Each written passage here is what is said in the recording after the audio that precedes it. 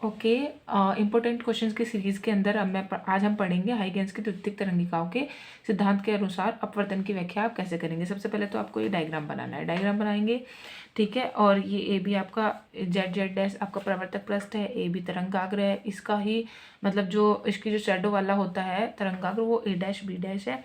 यहाँ पे एंगल आपका आई बनता है, यहाँ आर बनता है। आई आपको पता है आपतन कोण होता है, आर अपवर्तन कोण होता है। और यहाँ पे देखो ये 90 डिग्री है एंगल बी, और यहाँ पे एंगल बी डैश 90 है। हमने सपोज करा दो माध्यम है, आपको ये भी पता है, आपने पढ़ लिया है कि जब एक माध्यम से दूसरे माध्यम में जाते हैं तो चाल व दिशा बदल जाती है, तो उसी वजह से ये थोड़ी तिरछी दिख रही है आपको ये, ठीक है। माना पहले वाले माध्यम में जो चाल है वो v1 है और दूसरे वाले में चाल v2 है, ठीक है। अब आपको प्रूव करना है v इक्वल टू c/n। अब देखो इसको हम कैसे प्रूव करेंगे, आसान है, बस थोड़ा सा ध्यान देना है आपको, ठीक है।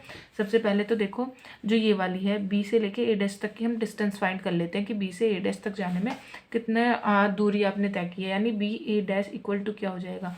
आपको पता है डिस्टेंस है, डिस्टेंस क्या होता है, यानी दूरी चाल गुना समय होती है, चाल गुना समय। पहले वाले माध्यम की चाल देखो, मतलब इस वाले माध्यम में कितनी चाल है v1, तो इसकी वैल्यू हो जाएगी v1। सपोज करते हैं t टाइम में गया है तो b डैश की वैल्यू आ गई आपकी v1 t, इक्वेशन हो गई हमारी फर्स्ट। ऐसे अब आप इसकी वैल्यू फाइंड करो, सॉरी इस वाले की a से b डैश तक की, तो a से b डैश तक की हम वैल्यू निकालेंगे चाल गुना समय तक करके।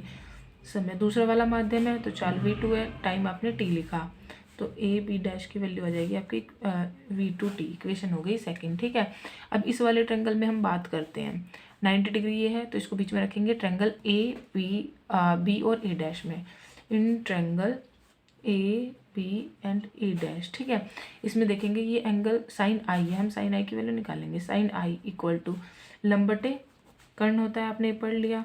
आपको पता है एंगल के सामने वाला लंब होता है, ठीक है, तो इसका जो लंब हो जाएगा बी ए डैश, बी ए डैश अपोन में लेंगे कर्ण। आपको पता है 90 डिग्री के सामने वाला कर्ण होता है, 90 डिग्री के सामने क्या है ए डैश, तो ये कर्ण हो जाएगा ए डैश। तो इक्वेशन आप इसको थर्ड मान सकते हैं, नहीं तो ऐसे भी रख सकते हो।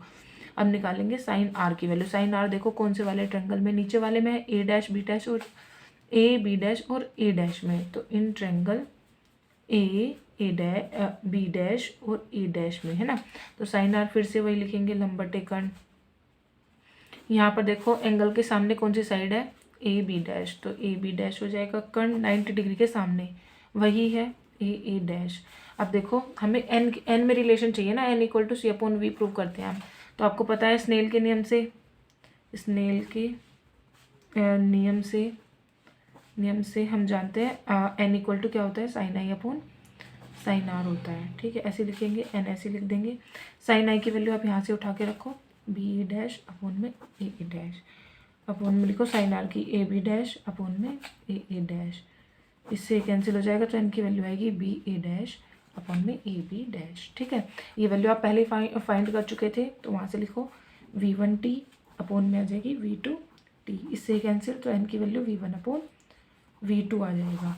सपोज करो आपकी जो पहले माध्यम में जो चाल है वो c है, ये निर्वात है ना, तो निर्वात मान लेते हैं। माना v1 की जगह आपकी जो है वो c है और v2 की जो चाल है वो v है, तो n इक्वल टू हो जाएगा c/v। आपको यही प्रूव करना होता है, और v इक्वल टू होता है c/n, हैंस प्रूव्ड।